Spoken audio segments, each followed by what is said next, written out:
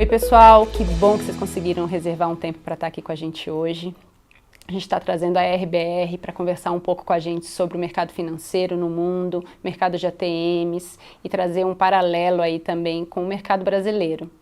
Sempre é muito bom trazê-los, a TecBan tem uma parceria de longa data com eles e vai ser muito prazeroso dividir todo esse conteúdo com vocês.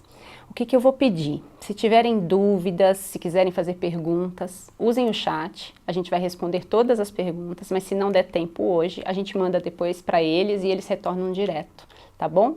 Então vamos aproveitar ao máximo aí, não vou ficar falando muito, porque o importante é a gente conhecer o conteúdo que eles têm para trazer para nós hoje, né? Hello Dominic, Alex and Josh. Again, it's a pleasure to have you here. We have an open audience today, so I think you're going to have a lot of questions to answer. It's your turn now. Thank you very much. Thank you, Marina, for that introduction, and thank you to TecBan for inviting RBR to be part of Open TecBan 2021. And thank you to all of you watching for tuning in to be with us today. We would love, of course, to be with you in person, but that's not possible for obvious reasons. But we do have the next best thing. We're here with you virtually, and I hope you enjoyed today's session. Brazil is a unique market for many, many reasons. And in fact, it's one of the most interesting markets that we cover in our research. And more generally, we're going through a time of unprecedented change. And if anything, that change has been accelerated by the pandemic. So we're delighted to be with you today to share some of the things that we are seeing in the world of banking and payments. So the presentation itself is going to be in two parts. The first is a global market update, and we'll be including some statistics on both the global and the Brazilian ATM markets and discussing some of the latest trends that we are seeing. The second part of the presentation is on branches and outsourcing, and we've got some fascinating case studies that have emerged over the past year, some new initiatives we'd like to share with you today. Hopefully at the end we will then have time for a few questions, but let's get going. So Josh, I think you're going to kick us off. Thank you, Dominic. To kick off the presentation here, we've got a view of the global ATM market. So the number of ATMs installed across the world, across different countries in 2020 and over the years.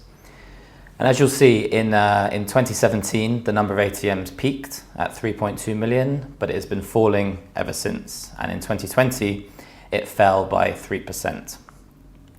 However, that's not the entire story. So we're actually now seeing a divergence of different types of markets. So we have large, mature markets such as Russia, the UK, the USA. In these markets, deployers are removing ATMs on a large scale, mainly due to a reaction of a reduction in the use of cash in these countries, and there's less demand for cash. So deployers are removing ATMs quite quickly in these countries.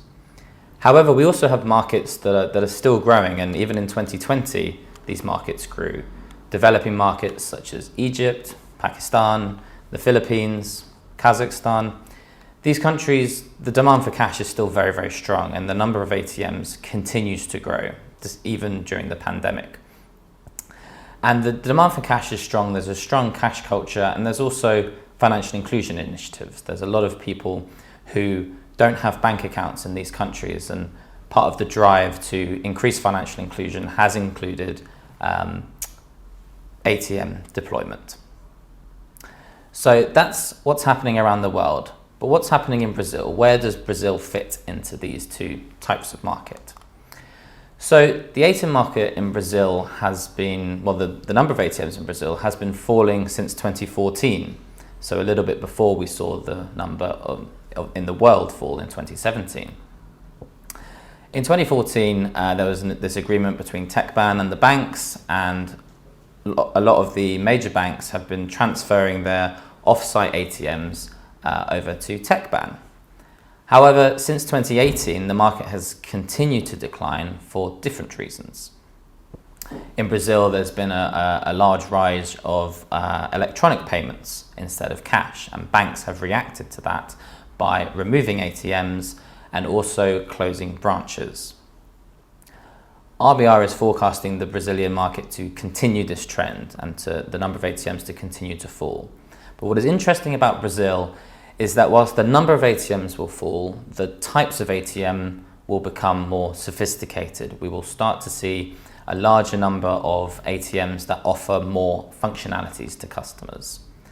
The main one of these will be automated note deposits. So customers will be able to deposit their notes, not with an envelope, but directly into the ATM. And the number of these machines we're expected are to rise despite a fall in the overall number. So that's Brazil. Now, this next slide has an update in terms of the global market, in terms of independent ATM deployers.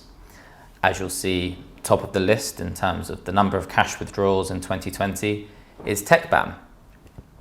Now, the number of cash withdrawals at TecBan's ATMs in 2020 did fall very slightly compared to 2019 by 1%, but this isn't a lot, especially compared to other IADs on this list.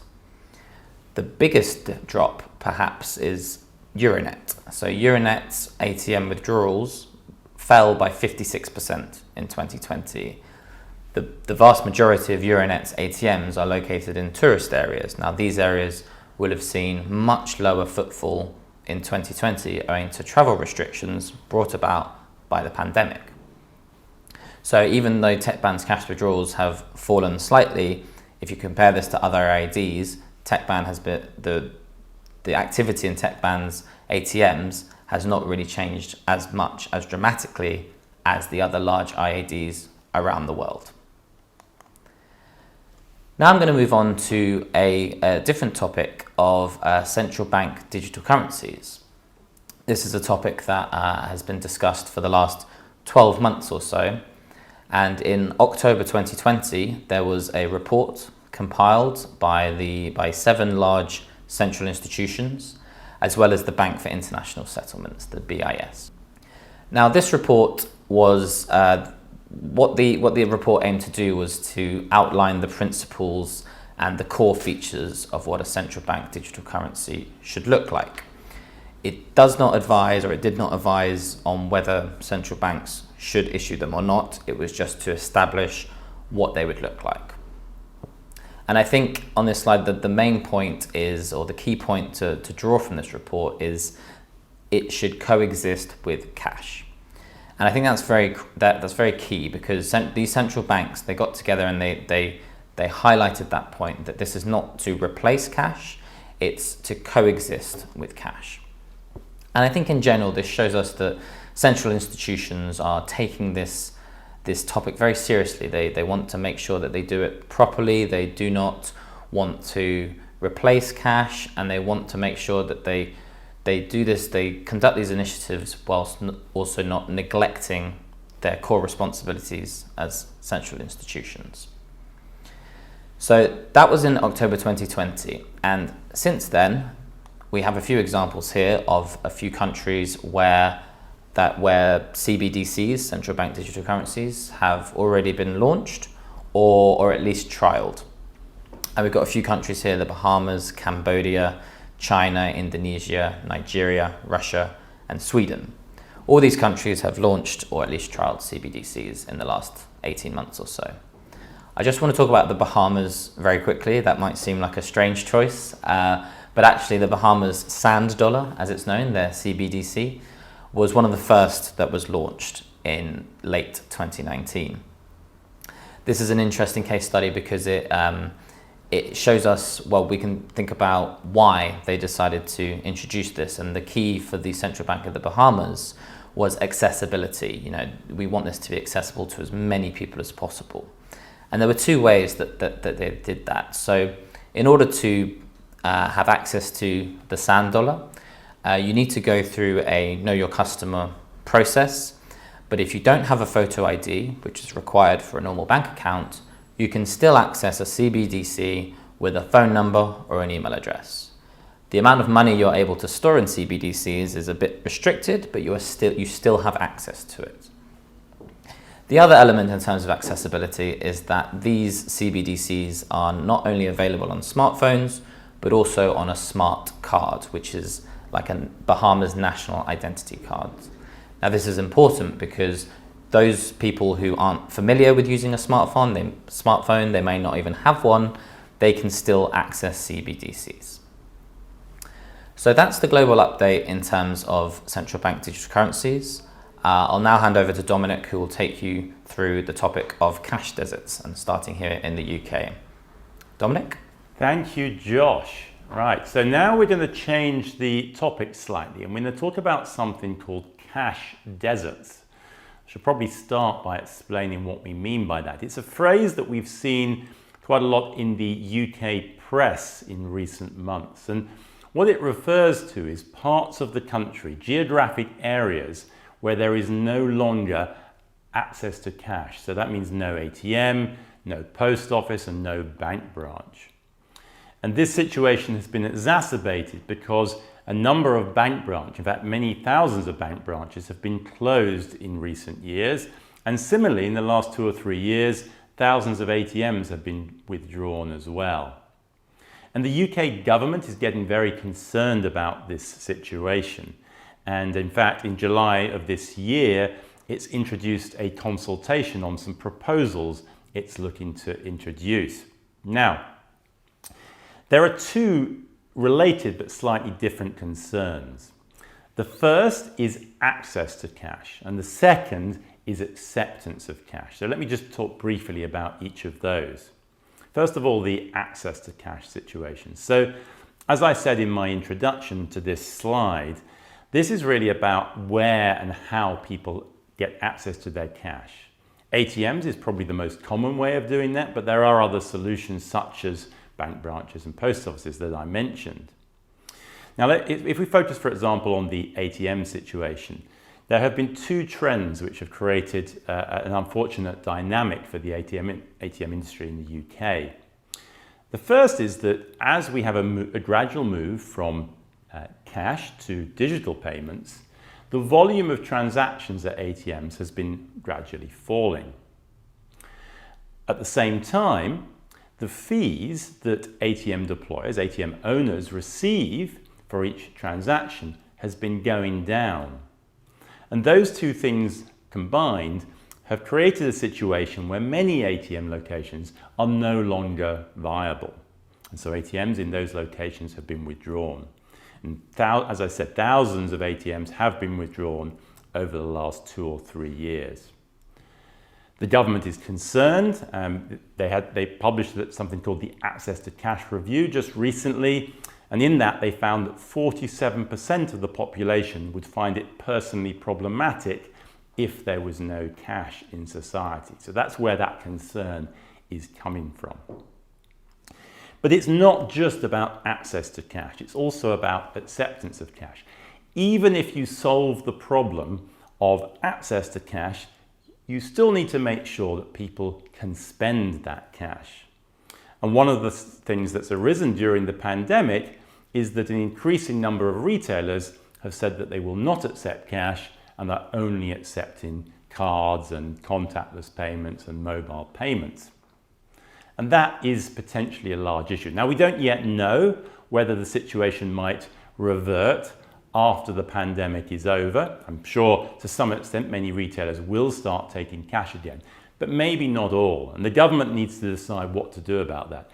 It is actually very reluctant to force retailers to accept cash, but what's more likely perhaps is that incentives will be put in place to encourage retailers to accept cash. So what else is the government doing? Well, on this slide here, there are a number of different areas that the government is pushing. In fact, the first item on this list is something called Cashback without purchase. And that's actually already been implemented.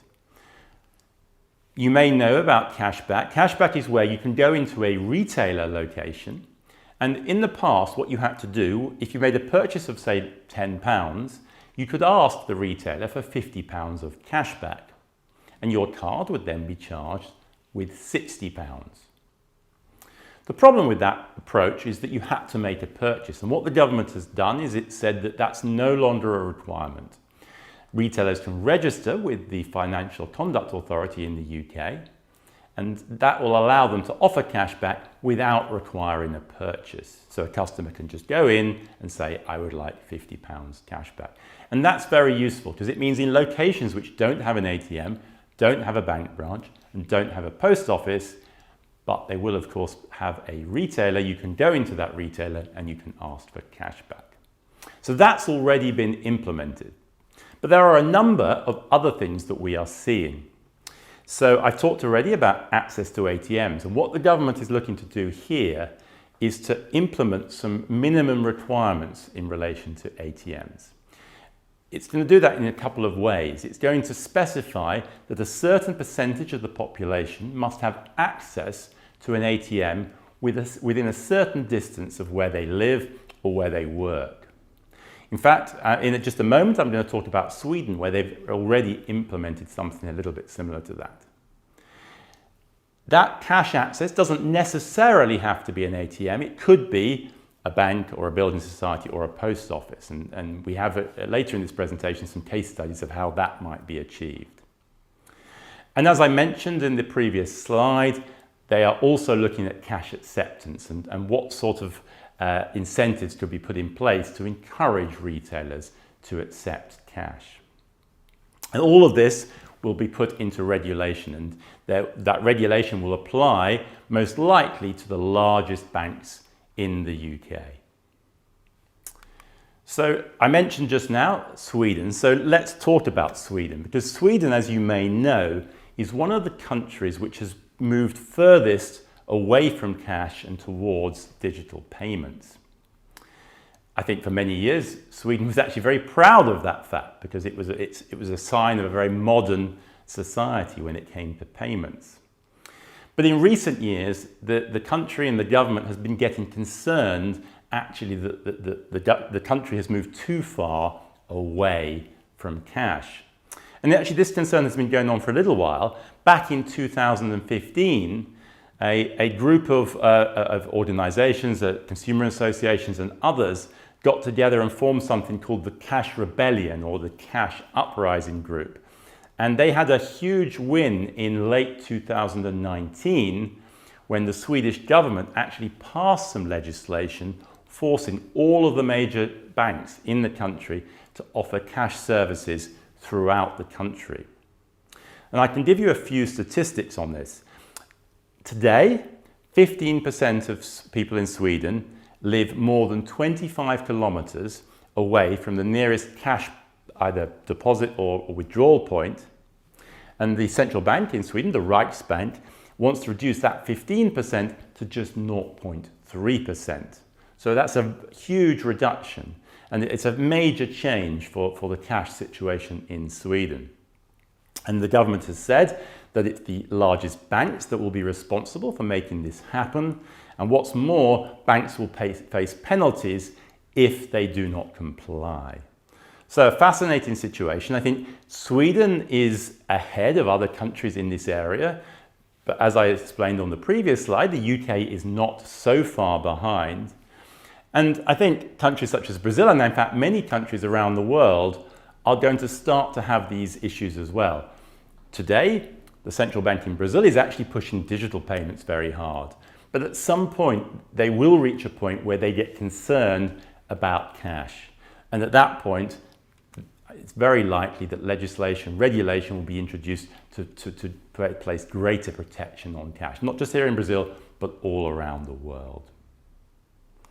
Okay, with that brings us to the end of the first part of this presentation, but we're only halfway through. We do have a number of case studies for you coming up, and these are all on branches and outsourcing of branch activities, but also actually outsourcing of other activities such as self-service provision. So let me kick that off, and then I'm going to pass you over to Alex. So on this slide, we just want to talk a little bit about some of the different types of branch outsourcing that we are seeing. So this table here tries to sort of provide a structure to that. It's in 4 parts. The first section is what we're calling the outsource branch. That's essentially a traditional branch in a traditional branch location, And the main difference is that there's one bank operating in that branch, but the whole branch is operated by a third party, not by the bank itself.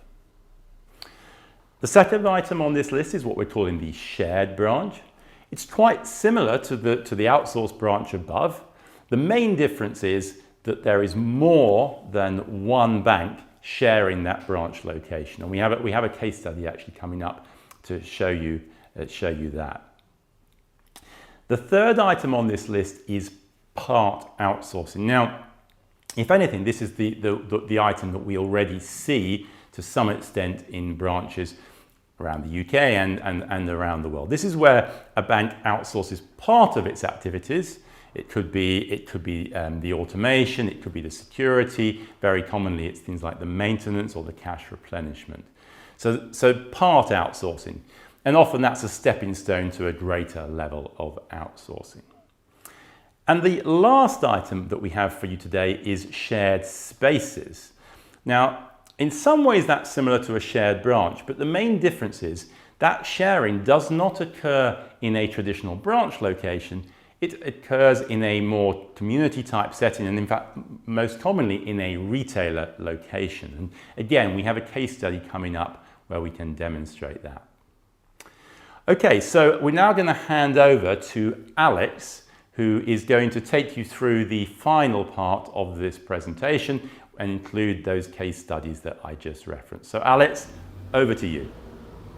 Thanks very much, Dominic. Thank you. So I've got a couple of case studies relating to shared branches and branch spaces. They're both from the UK. So this first one is called One Banks. Now, what is One Banks? Well, One Banks is a new service in the UK offering customers the ability to go to almost like a branch, but in a supermarket. So in a supermarket, you have a shared space. They call it a kiosk, but it's not quite a kiosk. It's a shared space in a supermarket, and customers can go to that place in the supermarket and undertake various branch transactions. It's very, very useful for those people who live in parts of the country where banks have unfortunately withdrawn branches. So how does it work? Well, actually it uses open banking. What happens is that customers go to their banking app and they allow access to the One Banks app. Once they've done that, they can then go to the supermarket and perform branch transactions in that shared area. And in that shared area, there will be an ATM, there will be other technology, and also a member of staff that can help them. Now, in terms of the actual funding model, this is funded by the banks that are participating, and also One Banks can also levy a transaction fee whenever a customer uses any of the services. What's also interesting about this is that recently One Banks received some investment from a company called Glory. Glory is a company that provides technology for branches, and it's really interesting that they have invested in this particular company. Why? Well, if a company has previously invested in branch technology and the number of branches is going down, that could be an issue for a technology company. So the fact that a technology company that has provided branch technology in the past has invested in this company goes to show the way that they are thinking about the future of branches going forward. Okay, let's have a look at the second case study, and this is one called Bank Hub. So Bank Hub is a very, very interesting and novel new idea, and it's related to the post office. These outlets are actually sponsored, or rather created by the post office. What happens is that on each day of the week, a member of staff from a different bank comes in. So as you can see from the slide, you have NatWest. Somebody from NatWest will come in on the Monday. Then someone from Lloyds Bank will come in on the Tuesday. Santander Wednesday, Barclays Thursday, HSBC Friday. Now, this particular one that we're looking at, this particular outlet used to be a carpet shop. It's now this Bank Hub. Customers from all sorts of banks, different banks, not these ones, but well, these ones, but other banks, they can go in and they can perform some transactions. But sometimes customers want more. Sometimes customers want to have a greater depth, variety of transactions that they want to or need to undertake. And for those transactions, they can go into this particular outlet on given days. So if you're a NatWest customer and you want to perform these extra transactions, you have to come in on a Monday. If you're a Lloyds Bank customer, you have to come in on a Tuesday, and so on. So any customer from any bank can perform basic transactions, but customers of these particular banks can actually come in and perform these extra transactions on this given day. And this trial is funded by the largest 5 banks as part of the Community Access to Cash scheme, as well as the Post Office. Now, increasingly in the UK, there are areas where there are fewer ATMs, maybe no ATMs, areas where banks have removed branches because they are not economically viable. And this particular initiative is a great way of plugging those gaps to make sure that people have access to cash and banking services. And that's going to be something that's very important going forward as the economic viability of ATMs and branches comes under pressure. Okay, let's move on to the next slide. And this is about the Batapan ATM pool in Belgium. Batapan is not particularly new in terms of its overall idea. There are ATM pools in other countries too. In fact, in Sweden and in Finland and also the Netherlands, there have also been ATM pools previously. Something different about this ATM pool that has recently been launched in Belgium. What's going on in Belgium is that instead of various banks, in this case Belfius, BNP Paribas Fortis, ING, KBC, instead of them coming together and then creating a company which runs the ATMs and all the various parts of the ATM infrastructure, what they've done is that they've decided to outsource everything. They've actually used a company called Auriga, which is a company from Italy, and they've decided to sign an ATM as a service type agreement with Auriga for complete end-to-end management of this network. And that means that this third-party company, Auriga, will be responsible for the development, the software management, maintenance, security, and other various managed services. Why does this matter? Well, it's because it's very interesting to companies like TecBan. If a third party like Auriga can provide various services to this ATM pool, why can't TecBan provide those services to another ATM pool or arrangement in another market? So as you can see, it's a very, very interesting example of how third parties can provide various services to ATM deployers in other markets. And let's now go on to the last slide I'm going to talk about. This is about shared deposit. Now, in the vast majority of countries in the world, if someone wants to deposit banknotes at an ATM, they have to go to an ATM deployed by their own bank. So what happens if you want to deposit notes and there is no ATM deployed by your own bank? Well, you've got a bit of a problem. Now, in some markets, it's increasingly possible to deposit banknotes at ATMs which are not deployed by your own bank, but unfortunately it's still very much in its infancy. Why is that? Well, there could be various reasons why this is not something that's very common. It could be to do with the fact that there needs to be agreement between the different deployers and card issuers. It could be that the fee structure isn't quite right. Maybe there needs to be more of an agreement on fees to incentivize this type of initiative. It could also be that there are technical challenges, although in theory these would be easier to overcome if there was a single shared ATM network. But there are examples that do exist and show that it can be done. For example, in India there's something called the NPCI initiative. This is an initiative that is owned by the network in India, NPCI, and unfortunately there are only about a dozen banks that belong to it. Despite all the various different banks in India, there are many, many banks in India. Only 12, however, are part of this initiative. That's partly because of the fee structure, and the fee structure doesn't incentivize more banks to be part of this initiative, but that might change into the future. But also, there are other examples. There's an ATM network in the USA called NICE. There's also a couple of banks in Ireland that have a sharing arrangement. And there are also independent ATM deployers allowing customers from different banks to deposit banknotes in their ATMs. These include Planet Cash and Euronet in Poland and ATM Solutions in South Africa. So these examples show that it's something that can be done, and I would expect that over time, maybe it'll be very slow, but I would expect that over time this will be something that will be more common as customers increasingly want greater convenience and a greater ability to deposit banknotes at ATMs that are closer to them. Wow, Dominic, Josh and Alex, such a nice presentation. I think people are wondering about the insights that you gave to us.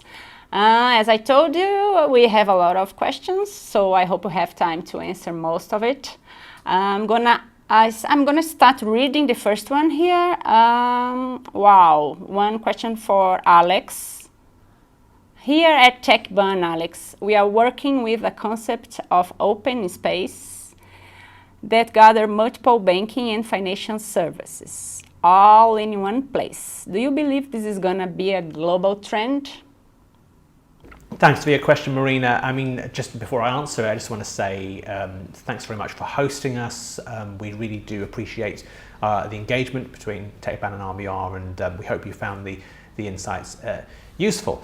Let me answer your question. Yes, so there is very much downward pressure on the use of cash in a variety of different markets, and of course what we have also seen over many years, and definitely something that we've seen over the last year or so, is that an increasing number of people are using smartphones and computers to access banking services. So in the past, where someone might have gone to a branch and spoken to someone, increasingly they're going to go to their smartphone and try to speak to somebody via that, or maybe just do the transaction themselves.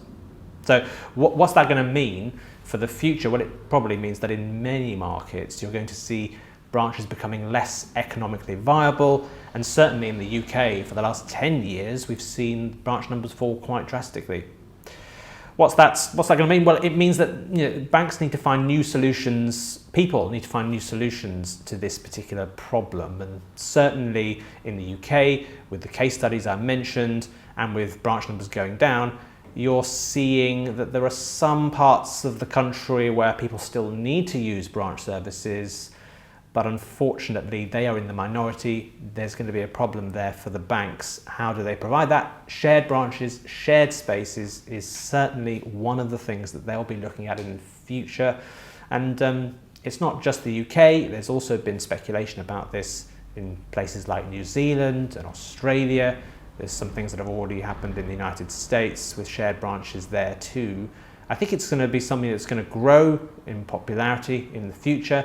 Banks need to find a way of providing some of their customers branch services accessible and not too far away, and shared spaces and shared branches is something that I think is a good solution for this particular issue. And certainly with TecBan, what it's been able to do, I think that TecBan has a role in this debate given its experience, its knowledge and know-how, and it can certainly export some of its ideas to other markets. Thanks, Alex. You are so generous to share your knowledge with us. Thanks again. Here now we have a question for Josh. Josh, you mentioned that Brazilian financial institutions should adopt a greater quantity of many functions ATMs. Is that right?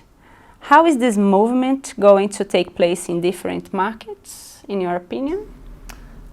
Well, that's a really good question, because it sort of goes back to the update I gave earlier on the sort of divergence of different markets. So in the markets in which deployers are removing ATMs, even though they will have fewer ATMs, we are seeing a trend of the ATMs that they do deploy will be newer, have more functions, deposit, not just deposit, but also other things that the customers can carry out, other transactions the customers can carry out at the ATM in order to increase customer convenience. So we're seeing that in a wide range of countries, the countries that are removing ATMs, and even in the countries that are still developing and their ATM pool is growing. Bangladesh, for example, is a country where we've seen multifunctional ATMs really be on the rise in the last couple of years or so. So that is one trend that is relatively universal. So it's not just true for Brazil, where ATM functionality is already very high, but in other countries where an ATM offers much more basic transactions, that trend is going towards a wider range of transactions for customers. Josh, good points. Well, I think we have a lot of opportunities here in Brazil. Let's go to Dominic here. We have a question for you, Dominic. Something we always look forward to with great attention in the cash desert experience in your country. What are the quick wins the Brazilian market can take from it, in your opinion? Thanks, Verena. That's a good question. So it's certainly true that the phrase cash desert has caught people's attention, and the issue it highlights is very, very important. I think maybe there are two main learnings that we can take from that, and they probably do apply here in Brazil as well. The first is the risk of unintended consequences. When you make changes to rules or to fees, that even relatively small changes can fundamentally change the business case for stakeholders in the industry. And so any of those changes need to be made with absolute care and really be careful of unintended consequences. The second point I'd like to make is that it's really valuable to monitor what's happening and to act early. It's much, much easier to protect infrastructure that's already in place than to either introduce it or reintroduce it at a later date. I think countries that go too far down this road will have infrastructure withdrawn, and then it's much, much more difficult to remedy that at a later date. So I'd say those are the two main learnings so far from the UK, and they have implications for Brazil and for other countries around the world. It's such a great point, Dominic. Also reminds me how important TecBan is in this ecosystem, providing cash and financial services to Brazilians. Thank you very much. So Alex, here we have the last question. It's for you. It's about open banking. We know that UK started open banking movement in the world. Here in TecBan, we are working with Ozone, that is also a company from UK. And we'd like to ask you to share some insights with us about it. And also, we know that many countries are implementing open banking as well. Could you share with us some of your experience and also insights that you might have to us? Yeah, it's a really, really interesting question, obviously something that's developing all the time. Let me just start, I think, by just talking about an anecdote from my own research at RBR. I've spoken to quite a large number of the big banks in the UK, and I always ask them about things like open banking and fintechs and new types of things. And one of the things that banks discuss with me, they always say to me, what is the problem that these new types of initiatives, what's the problem that they're trying to solve? I think that's going to be interesting because in the future you're going to have an increasing number of banks looking at what's going on and seeing how they can adapt and improve their services. So with open banking, one of the things that's perhaps difficult to appreciate is that it's all about data, and it's all about third-party companies, fintechs, apps, having access to customer data and being able to do new things with that data. So what does that mean? Well, it means that there are all sorts of different types of services that can be provided. People can look at your transaction history. Maybe they'll be able to help you save money. Or maybe people will be able to look at the data and see where you can have offers, where you can get maybe cheaper products or money off. There are all sorts of different applications for open banking, and I think that it's definitely an exciting time.